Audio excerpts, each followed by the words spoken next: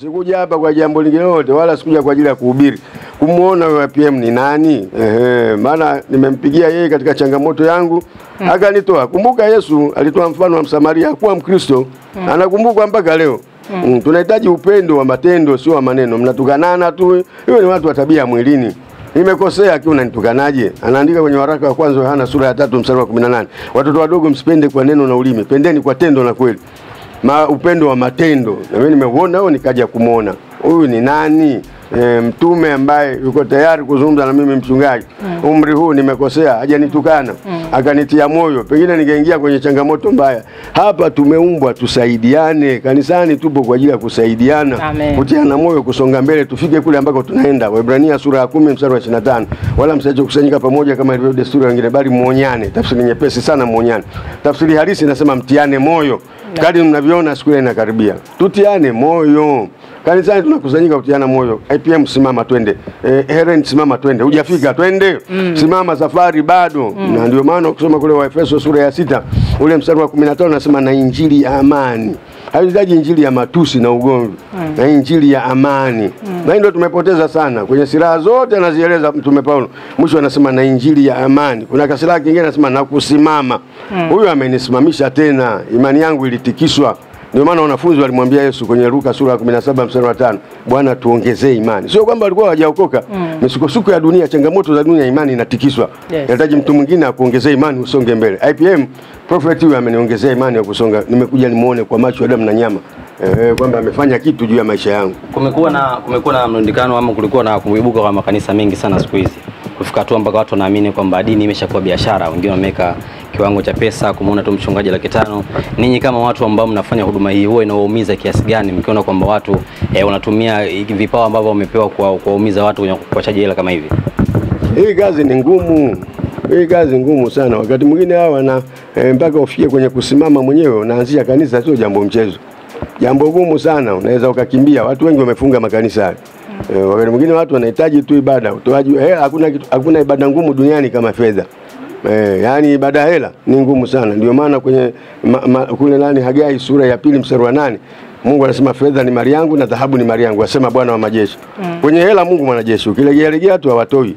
Ndio maana kwa anawaingiza vijana kujiongeza. Ukisema tu nendeni, sasa ushakodisha watu kama hivi na kamera zao, umeita waimbaji binafsi, umekodi jengo, alafu watu wanaondoka kwa amani ya Bwana. Wewe unabaki na homa. Homa utawalipa nini watu wale? Ndio maana wakati mtu anawauzia vitu, maana wamemfikisha hapo, wangetoa kama karama. Utoaji ni karama. Utoaji sio ni moyo, karama. Na uwezi kununua vyombo kwa moyo. Mbona simu ununui kwa moyo, unanunua kwa hela? Uwezi kununua drum kwa moyo, unatakiwa hela.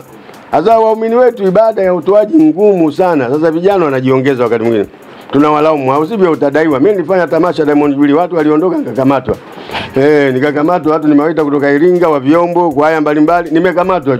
Mtu mmoja Richard Kasesela ndio akanisaidia kulipa, lakini kaonekana tapeli. Sasa wakati mwingine tunawafikisha watu huko. Uwe na misuli kweli ya usiwauzie vitu watu waondoke, uwe na misuli hivyo uvumilie. Walipe watu wa kamera, umtazame Mungu hivyo. Mungu akusaidie kweli. Hii game ngumu, hii shughuli ngumu sana, wamefunga watu wengi.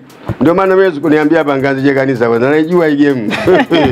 Hawa wanaanzisha wenyewe mitume na manabii, wana kazi kweli. Makanisa yetu sisi unakuta kondoa kurithi tayari. Unakuta waumini washajazana, uanze kuwatafuta mwenyewe, shughuli ngumu. Makanisa yetu unakuta kondoa kurithi. Nilikuwa na kanisa mimi wako watu 2000. Nimewakuta hao. Washazoea kutoa sadaka watu 2000. Wanatoa sadaka milioni 15. Unapata tabu gani? Lakini makanisa yetu mengine unaanzisha hakuna mtu, unaanza na watu wachache. Watoke kwenye makanisa mengine waje wasali hapo. Unasoma mistari yote mpaka mati yanakauka. Ukiangalia kapu kuna jelo, kuna bubu. Na utalika watu. Asante sana bwana. Tuombe Mungu vijana wetu hao kina IPM. Ombe Mungu sana. Asimame kwenye mstari asiuze vitu, neema ya Mungu tu basi. Na inaitwa neema juu ya neema. Yohana 1:16. Maana katika utimilifu wake sisi sote tumepokea neema juu ya neema. Neema ya kwanza kuokoka, Waefeso sura ya 2 mstari wa 8. Maana mmeokolewa kwa neema kwa njia ya imani kutokana na matendo ni kipawa cha Mungu. Mtu yote asije akajisifu. Sasa neema tupu ya kuokoka na hela hakuna, unafanyaje? Wanataka kulipa watu, ndio watu wanaingia hayo. Wakati mimi na vijana tunawaingiza kwenye majaribu. Tungetoa kwenye ukamilifu, wala mambo hamna. Watu wangetoa katika ukamilifu. Fungu la 10 wangetoa wote. Fungu la 10 wanatoa watu wachache. Sadaka mtu amekinga ngumi kama Tyson kuna 200. Hata ikidondoka hiyo kote anasema sio yangu hiyo. Haya mambo gani hiyo sasa? Tunawapigisha game hili gumu. Mungu atusaidie. Ukiona hivi wanaendesha wanajenga unamtukuza Mungu, unaogopa. Sio mchezo hii shughuli kwa sababu walazimishi hela zao. Hujui atatoa shilingi ngapi. Mwingine anatoa na anayo. Hela bado zimebaki, akiwa anazo akiwa anatoa hiyo ndogo sana. Na hii kwa nini tumerithi hiyo roho? Anaandika kwenye Malaki sura ya 3 mstari wa 7, tangu wakati wa baba zenu ule mstari wa 7 mmeniacha nikageukia upande. Kwa hiyo hawa wanaofanya hivyo hata kama wachache wamekosea, wako wazuri wanafanya vizuri. Lakini wakati mwingine wanafikishwa huko hali ngumu. Na hawa watumishi wakati watu wakuja kuomba ni wengi, wanaomba msaada wengi. Sio wanakuja kusali tu. Mimi kwenye simu yangu kutwa nzima watu wanaomba hela. Akipiga anaomba hela, wameniona kwenye mitandao. Tunaomba nilipie kodi ya nyumba, nifanye hivi. Unatoa wapi? Wanajua unazo. Sasa nikiwakamwanyia mnapiga kelele. Sasa nafanyaje mimi? Nitaomba hela zishuke kutoka mbinguni. Kwenye hela Mungu mwanajeshi. Ndio maana lazima ufoke. Ukinyamaza jamani mtatoa mtoe, hawatoi watu. Mwenye ibada ya sadaka ni ngumu sana. Na mtu anasingizia mbona mwanamke mjane alitoa kidogo? Kwani wewe mjane? Hata mwanamume anasema hivyo kwenye Marko sura ya 12 mstari wa 41. Yesu anamzungumzia mjane sio wewe. Hata mwanamume utasikia mbona mwanamke mjane alitoa kidogo? Mungu anaangalia moyo. Mbona simu unanunua kwa hela ununue kwa moyo? Feni tunanunua kwa moyo. Jipepee na kitabu basi. Malaka feni. Hapa kazi ngumu hii, tusiwalaumu, tuombe Mungu tu. Amen. Mimi pa kwenda mtu hawezi kusema unaenda wapi. Safari ya mbinguni ya mtu huyu mmoja. Hatuendi kwa kundi. Safari ya mbinguni roho zetu na roho ya Mungu shuhudia ndani yetu kwamba sisi wana wa Mungu.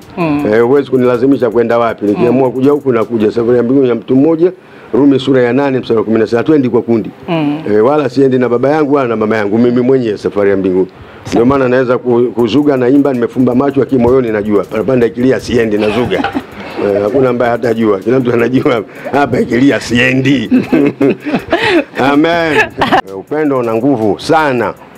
Na mimi leo nimeona upendo wa kweli kwamba sisi sote tunahitajika kufanya kazi moja, kupeleka habari njema tu ya Yesu Kristo.